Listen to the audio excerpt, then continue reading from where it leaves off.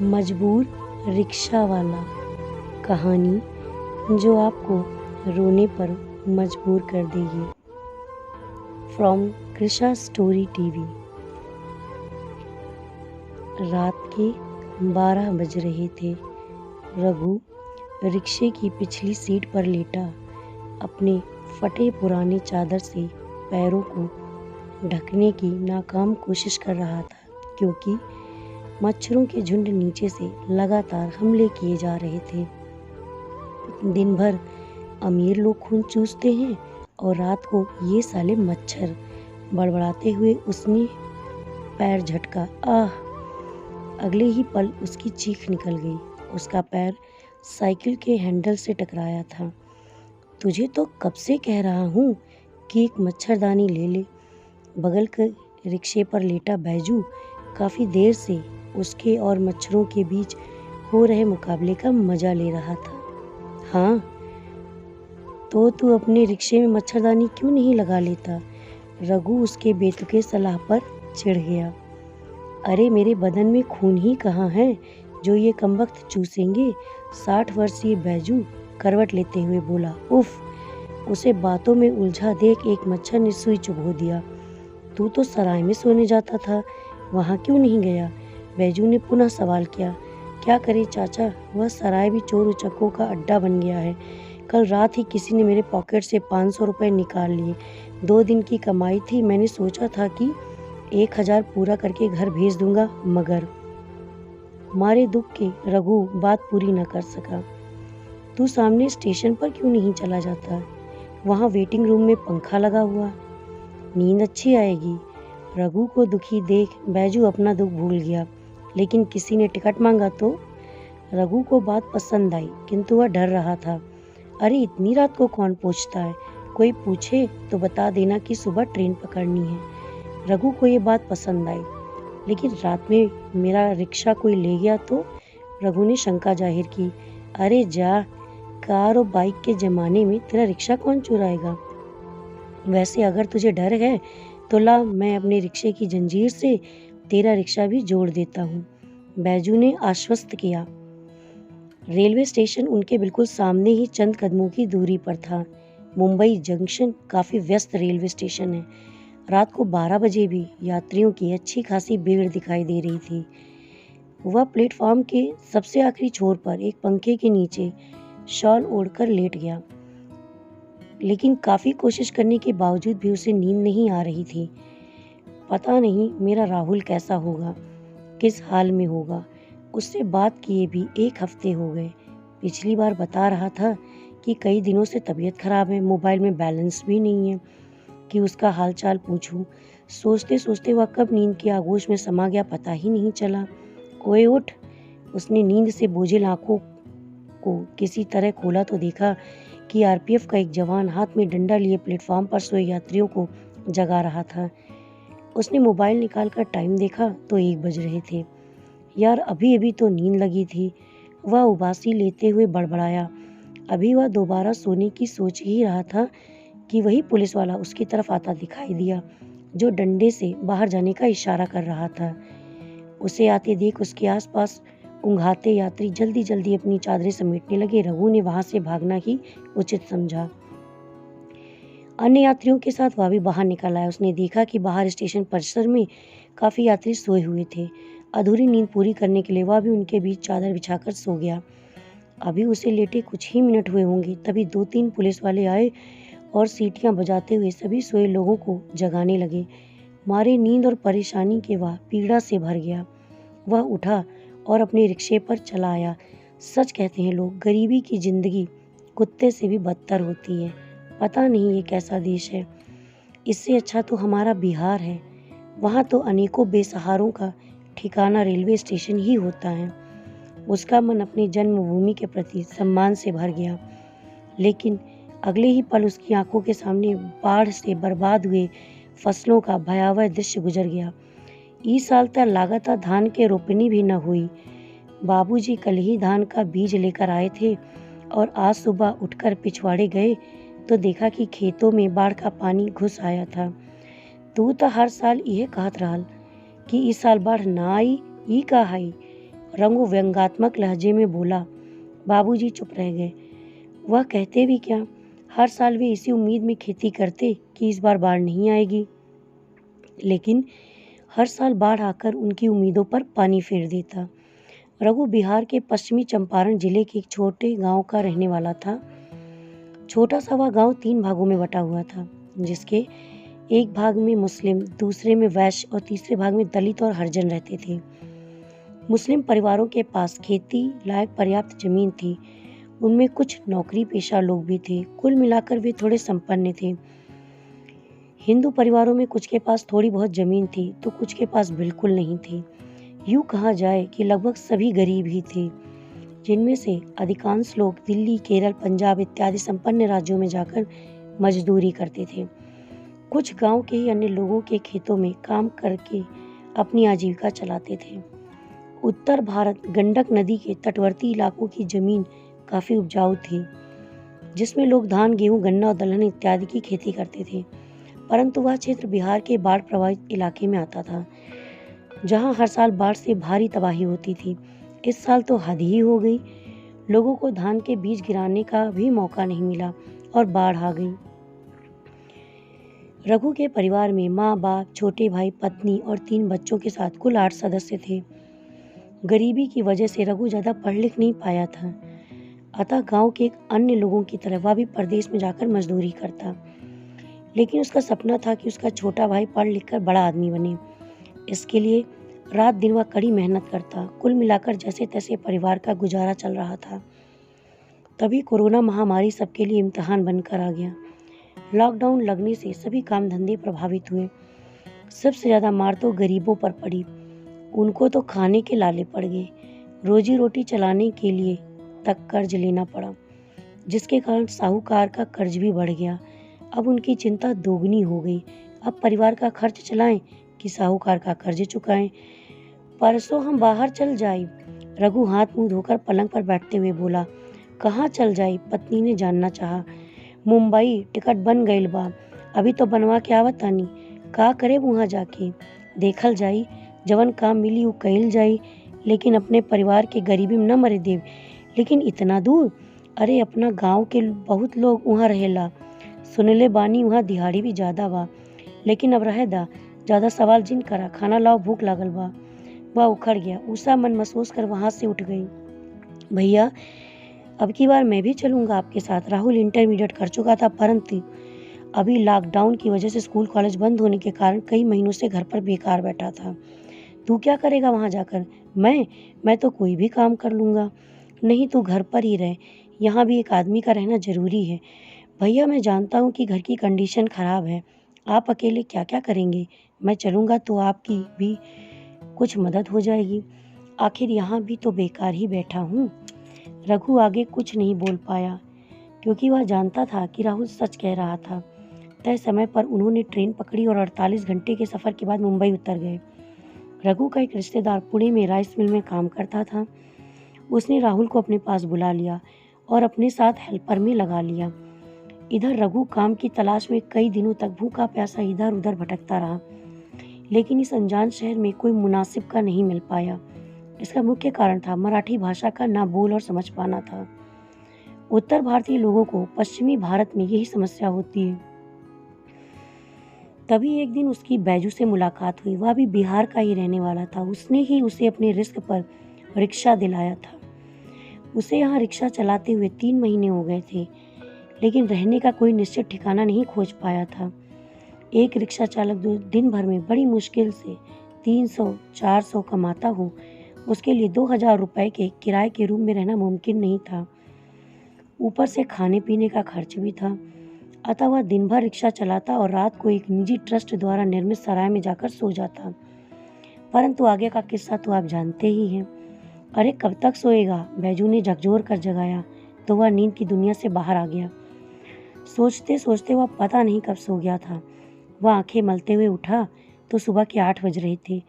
मच्छरों के काटने से समूचे शरीर में खुजली हो रही थी। शौच भी लगाई थी। उसने चादर को लपेट कर रखा और बोतल में पानी भरकर जंगल की ओर चला गया। वापस आकर हाथ मुंह धोकर हमेशा की तरह चाय बिस्कुट खाया और रिक्शा लेकर तैयार हो गया। रिक्शे पर बैठा हुआ सवारी का इंतजार कर रहा था, तभी उसका मोबाइल बजने लगा। हेलो। घर का नंबर देखते उसने जल्दी से फ़ोन कॉल उठाया। राउर फ़ोन काहे ना लागत रहे, कई दिन से लगावत बानी। फ़ोन उठाते ही पत्नी ने शिकायत की, बैलेंस ख़त्म हो गईल रहल, अभी त रिचार्ज करैनी ह। माई कहाँ बिया, ठीक बिया ना? फिर उसने बारी बारी से माँ और सभी बच्चों से बात की। याद बाकी ना, कले किस्ती भरे का बा। काफ़ी देर तक पत्नी, बच्चों और माँ से हालचाल कर उसने फ़ोन रखना चाहा, तभी उषा ने याद दिलाया, अरे हाँ, अच्छा आज शाम के हम 1000 रुपये डाल देम। 1000 रुपये ना, कम से कम 1500 रुपये डाल देम, काहे कि चावल आटा तेल सब खत्म हो गईल बा। ठीक बा, कोशिश करतानी, कहते हुए उसने कॉल काट दिया। शाम तक 1500 रुपये की व्यवस्था कैसे होगी? फ़ोन रखने के बाद वह सोच में पड़ गया। पिछले साल रमा की शादी में जो उसने 2 स्मॉल फाइनेंस कंपनियों से 30-30 हज़ार रुपये के 2 लोन उठाए थे, वे उसके जी का जंजाल बन चुके थे। हर महीने 7-8 हज़ार रुपये उसी में चले जाते थे। Coming ma'am. काफ़ी देर इंतजार करने के बाद उसे 2 महिलाएं अपनी तरफ आती दिखीं तो वह झट से सीट से नीचे उतरा और रटा रटाया डायलॉग मार दिया। मराठी उसे आती थी, इसलिए उसने अंग्रेजी के कुछ लाइन्स याद कर लिए थे। वे दोनों महिलाएं रिक्शे पर बैठने जा रही थी कि एक ऑटो आकर रुकी। ऑटो वाले ने पता नहीं क्या कहा कि दोनों महिलाएं ऑटो में बैठकर चली गईं। वह बेचारा देखता ही रह गया। इस तेज रफ्तार वाली दुनिया में रिक्शे और तांगे को कौन पूछता है भला? वह निराश होकर रिक्शे की पिछली सीट पर बैठ गया और मोबाइल में छेड़छाड़ करने लगा। ओ रिक्शा, ओ रिक्शा। उसे किसी के चिल्लाने की आवाज़ सुनाई पड़ी। गांधीपुरम चलोगे? शायद वह भी कोई उत्तर भारतीय था। कितना लोगे? उस अधीर व्यक्ति ने पूछा। आइए ना, जो सही लगे दे दीजिएगा। जब भी उसे कोई हिंदी भाषी मिलता, वह एकदम दरिया दिल हो उठता। रिक्शा चलाने की आदत न होने के कारण उसके कूल्हों पर फफोले पड़ गए थे, जिसके कारण उसे तीव्र जलन महसूस हो रही थी। ऊपर से वह तेज धूप में वह पसीने से तरबतर किसी प्रकार दर्द को बर्दाश्त करके पैडल मारता जा रहा था। कितने हुए? करीब आधे घंटे के सफ़र के बाद वे गांधीपुरम पहुँचे। वैसे तो यहाँ का 60 रुपये बनता है, आप 50 रुपये ही दे दीजिए, वह विनम्रता से बोला। उस अधेड़ ने जेब से 20 रुपये का नोट निकाला और उसके हाथों में थमाकर जाने लगा। ये क्या अंकल जी, बहुत घाटा लग जाएगा। घाटा क्या लगेगा, तेरा क्या पेट्रोल जल गया है? लेकिन अंकल जी। अरे ठीक है, रख ले, वह बेरुखी से कहता हुआ आगे बढ़ गया। रघु का जी चाहा कि वह उसे खूंसट का मुंह तोड़ दे, लेकिन कुछ सोचकर वह खून का घूंट पीकर रह गया। वह रिक्शे पर चढ़ा और वापस चल पड़ा। आज का दिन उसके कमाई के लिहाज से अच्छा गुजरा था। दिन भर में करीब 650 की कमाई हुई थी और पहले का 500, लेकिन अभी 400 रुपये कम थे। उसमें से तो 200 रुपये रिक्शे का किराया भी देना था। चलो उसे कल ही 2 दिन का इकट्ठे दे दूंगा, पहले बैजू अंकल से उधार लेकर भेज देता हूँ। सोचते हुए वह उठ खड़ा हुआ। बैजू का कोई रिश्तेदार नहीं था, एक बेटी थी जो 10 साल पहले किसी लफंगे के साथ भाग गई थी। उसे गांव गए कई साल हो चुके थे। वह दिन भर रिक्शा चलाता और रात को 2 पैग मार के रिक्शे पर पड़ जाता। बैजू से पैसे लेकर उसने घर भेजे, तब जाकर उसे थोड़ा चैन मिला। रात के लगभग 8 बज चुके थे। अब उसे भूख भी लगाई थी। वह उठा और सामने होटल में घुस गया। ये इडली बड़ा पाव खाते खाते तो लगता है घर जाने से पहले ही मर जाऊंगा, उसने बेमन से पाव को मुंह में डालते हुए सोचा। सचमुच उसके पिछले 3 महीने से कभी भी भरपेट भोजन नहीं किया। खाना खाने के बाद वह अपने रिक्शे पर बैठा था, तभी उसे कुछ याद आया। उसने तुरंत मोबाइल निकालकर कॉल लगाया। राहुल अभी अभी ड्यूटी से आकर बिस्तर पर लेटा ही था कि उसका मोबाइल बजने लगा। हेलो, कौन? वह मोबाइल की स्क्रीन टूटी होने के कारण नंबर नहीं पहचान पाया। हेलो राहुल, कैसा है तू? प्रणाम भैया, मैं ठीक हूँ, आप कैसे हैं? राहुल का बुझा हुआ चेहरा खिल उठा। अरे फ़ोन क्यों नहीं करता है रे तू? रघु ने उसे डांटते हुए बोला। मेरे मोबाइल का स्क्रीन टूट गया है, इसमें कुछ नहीं दिखता, बस कॉल सुन सकता हूँ। अरे कैसे टूट गया? वो काम करते वक्त हाथ से छूट गया। राहुल ने बताया। अच्छा ठीक है, बनवा लेना। अब ये बता काम कैसा है? रघु ने जानना चाहा। कैसा है? ठीक ही है, लेकिन ड्यूटी 12 घंटे की है और महीना केवल 9,000 रुपये। उसमें से भी ठेकेदार का कमीशन कट जाता है। राहुल मायूसी से बोला। दरअसल उसका वहाँ बिल्कुल मन नहीं लग रहा था। ऐसा लगता जैसे किसी जेल में कैद हो। अच्छा कोई बात नहीं, दिवाली तक किसी तरह काम कर ले, उसके बाद फिर मत आना। रघु ने सांत्वना दी। लेकिन ठेकेदार कहता है कि दिवाली में कोई घर नहीं जाएगा, जो जाएगा उसे पैसा नहीं मिलेगा। क्यों, उसके बाप का राज है क्या? हाँ समझिए उसका ही राज है, चलता है। कोई उसके खिलाफ कुछ नहीं बोल पाता। जरा बात करा तो उससे। छोड़िए ना, वो आपसे बात नहीं करेगा। मैं कोई ना कोई उपाय लगा लूँगा, आप चिंता मत कीजिए। आप बताइए आपका काम कैसा है? मुझे भी एक फैक्ट्री में अच्छा काम मिल गया। मेहनत भी ज़्यादा नहीं है और 10-12 हज़ार रुपये आराम से बच जाती हैं। चलिए बहुत अच्छा है। राहुल खुश होते हुए बोला। ठीक है, तुम ठेकेदार को बता देना कि दिवाली में जाना है, मैं तुम्हारे लिए टिकट बुक कर लूँगा। और हाँ, कोई दिक्कत हो तो मुझे किसी के मोबाइल से फ़ोन कर देना। ठीक है, फ़ोन रखता हूँ। अच्छा ठीक है। फ़ोन एक तरफ रखकर राहुल बिस्तर पर लेट गया। भाई से बात करके आज उसे बहुत सुकून मिला था, वरना फैक्ट्री के शोर शराबे से तो वह पागल होता था।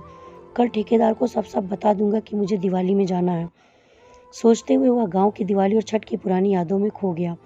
कितना अच्छा है हमारे गांव का जीवन। बस केवल बाढ़ ना आए तो हमें परदेश आने की क्या ज़रूरत। भाभी के हाथ की पूड़ी कचौड़ी और माँ के हाथ के स्वादिष्ट ठेकुओं की कल्पना करके वह रोमांचित हो उठा। अब की बार वह मुन्ना और रेशम के लिए ढेर सारे पटाखे खरीदेगा। उसे अपने भतीजे और भतीजी का ख्याल आया। गांव की सुनहरी यादों में वह जल्दी ही नींद की गहराइयों में खो गया। ठेकेदार साहब, मुझे दिवाली में घर जाना। अगले दिन ठेकेदार के मिलते ही उसने अपने दिल की बात कह दी। क्या करेगा दिवाली में जाकर? दिवाली के 15 दिन बाद चले जाना। ठेकेदार ने लापरवाही से कहा। नहीं, बरस बरस के दिन पर मैं घर नहीं रहूँगा तो मेरी माँ बहुत रोएगी। तो फिर क्यों आया? यहाँ माँ के गोद में रहता। ठेकेदार बेरुखी से बोला। मैं तो किसी भी हाल में जाऊँगा ही। तो फिर जा, कौन रोकता है? मगर तेरे इस महीने के पैसे नहीं मिलेंगे। ये तो कोई बात नहीं हुई, मैं मालिक से बात करूँगा। राहुल ने थोड़ी सख्ती से कहा। तो फिर जाना, यहाँ क्यों खड़ा है? ठेकेदार ने भद्दी सी गाली दी। अगली सुबह मिल मालिक ने राहुल को अपने ऑफिस में बुलाया और बहुत फटकारा। वो तो शुक्र है अजय का जो समय पर वहाँ पहुँच गया, वरना हाथ भी उठ जाता। शायद ठेकेदार ने उसको कोई पट्टी पढ़ा दी थी। देखो राहुल, समझने की कोशिश करो, हम इनसे झगड़ा करके जीत नहीं सकते। बस कुछ दिन की ही तो बात है। दिवाली बाद मेरे साथ ही चलना। अजय जो राहुल के मौसी का लड़का था और उसका हमउम्र था। यार, जब दिवाली छठ बीती जाएगी तो जाकर क्या करूँगा? वह बहुत गुस्से में था। इतना गाली गलौज सुनने के बाद उसका मन और भी नहीं लग रहा था। ठीक है, अभी तो दिवाली को एक हफ्ते में बात करूँगा, तुम शांत हो जाओ। अजय इस फैक्ट्री में बहुत पुराना आदमी था। दिवाली के ठीक 4 दिन पहले उसका टिकट था। अजय ने पता नहीं कैसे बात करके ठेकेदार को मना लिया था, परंतु ठेकेदार ने उसके हिसाब में से 3,000 रुपये काट लिए थे। राहुल को बड़ी मुश्किल से इस जेल से आज़ाद होने का अवसर मिला था, इसलिए उसने भी ऐतराज़ नहीं जताया। रघु ने उसे फ़ोन करके बता दिया था कि अंधेरी से ट्रेन या बस पकड़कर सीधे पुणे चले आना। वहाँ से दोनों भाई साथ चलेंगे। पर्व त्योहारों का दिन होने के कारण तत्काल टिकट मिल पाना मुश्किल था, इसलिए उसने बस ही पकड़ ली। पुणे बस स्टैंड से उतरकर उसने रेलवे स्टेशन के लिए बस पकड़ ली। रघु लाइन पर था और लगातार उसे दिशा निर्देश दे रहा था।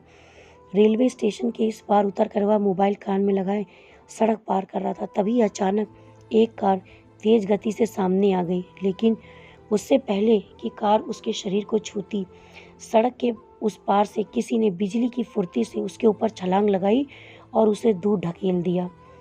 यह सब इतनी तेजी से हुआ कि उसे कुछ भी दिखाई नहीं दिया। थोड़ी ही देर में भीड़ जमा हो गई। कार ड्राइवर कार छोड़कर भाग चुका था। रोड पर गिरने के कारण उसकी कोहनियाँ छिल गई थी। किसी तरह कराहते हुआ भीड़ को चीरता हुआ अंदर पहुंचा और मृतक को पहचानने की कोशिश की। उसने दिमाग पर जोर डाला और घने दाढ़ी मूंछों के खून से सने चेहरे को पहचानने की कोशिश की। अगले ही पल वह शव से लिपट कर दहाड़े मारकर रो रहा था। वह रघु ही था, जो सड़क के इस किनारे खड़ा होकर उसका इंतजार कर रहा था। चारों ओर से खड़े लोग अपना अपना मोबाइल लिए तस्वीरें खींच रहे थे। वह भाई के शव से लिपटा रो रहा था। कुछ ही मिनटों में जब पुलिस आ गई तो सब लोग वहाँ से खिसकने लगे। अरे ये तो वही रिक्शा वाला है जो रेलवे प्लेटफॉर्म पर सोता था। किसी पुलिस वाले की आवाज़ उसके कानों में पड़ी। यह सुनते ही उसका दिमाग बिल्कुल कोमा में चला गया। फिर कैसे वह शव के साथ घर पहुंचा, कैसे दाह संस्कार हुआ, उसे कुछ भी मालूम नहीं। उसने जब आंखें खोली तो खुद को अस्पताल में पाया। करीब 1 हफ्ते बाद वह कोमा से बाहर आया था। माँ, बाबूजी, भाभी, बच्चे सभी उसके आसपास बैठे थे। जैसे ही उसकी नज़र भाभी और बच्चों पर पड़ी, किसी बच्चे की तरह सुबक सुबक कर रोने लगा। वह उस दृश्य की कल्पना करके तड़प उठा जब उसका भाई रिक्शा चलाता होगा, जब वह रेलवे स्टेशनों पर सोता होगा, जब उसके खूबसूरत चेहरे को कार ने रौंदा होगा।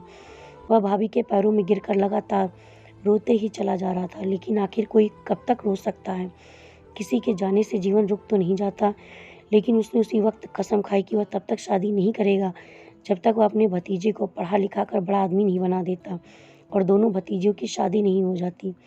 उसने फिर से पढ़ाई चालू कर दी। अब वह दिन भर पास के कस्बों में मजदूरी करता और रात को पढ़ाई करता। दिल लगाकर काम करने के कारण बहुत जल्दी वह कुशल कारीगर बन गया, जिसके चलते उसे ज़्यादा पैसे मिलने लगे और घर की हालत भी सुधरने लगी। लेकिन अभी उसका लक्ष्य पूरा नहीं हुआ था। उसने परिवार का खर्च चलाते हुए भी पढ़ाई जारी रखी और बच्चों को भी पढ़ाना जारी रखा। 5 साल बाद राहुल, अब तो शादी करब ना? भाभी ने उसके माथे पर टीका लगाते हुए पूछा। आज रघु की 5वीं बरसी थी और इसी मौके पर उसका बिहार पुलिस में दरोगा के पद पर सिलेक्शन हो गया था। इसी खुशी में पार्टी दी गई थी। सभी मेहमान आए हुए थे। पूरे परिवार में खुशी का माहौल था। माँ और बाबूजी भी बहुत खुश थे। आखिरकार वे गरीबी के दलदल से बाहर निकल गए थे। बोलत काहे नइखे? अब की बार माँ ने उसे टोका। नहीं भाभी, अभी मेरा काम अधूरा है। अभी मुन्ना को एसीपी बनाना है, अभी किरण और नेहा की शादी करनी है और गांव को ऐसा बनाना है कि किसी को परदेश जाकर मजदूरी ना करनी पड़े। अभी मेरा सफ़र बहुत लंबा है। तब तक आप लोगों को इंतज़ार करना पड़ेगा। आप लोग मुझे आशीर्वाद दीजिए कि मुझे अपने सफ़र में सफलता मिले। वह भाभी, माँ और बाबूजी के पांव छूते हुए बोला। सभी मेहमानों से निपटकर वह छत पर चला आया। रात के 12 बज रहे थे। चांद पूरी ताकत से चमक रहा था। उसने ध्यान से देखा चांद को तो ऐसा लगा कि रघु मुस्कुरा रहा है। उसकी आंखों से कुछ मोती टूटे और होठों पर आकर रुक गए। अनायास ही उसके होठों से निकल पड़ा, भैया आप खुश तो हो ना? दोस्तों, अगर आपको मेरी ये कहानी पसंद आई हो तो प्लीज़ मेरे चैनल को सब्सक्राइब करें, वीडियो को लाइक करें और शेयर करें। धन्यवाद।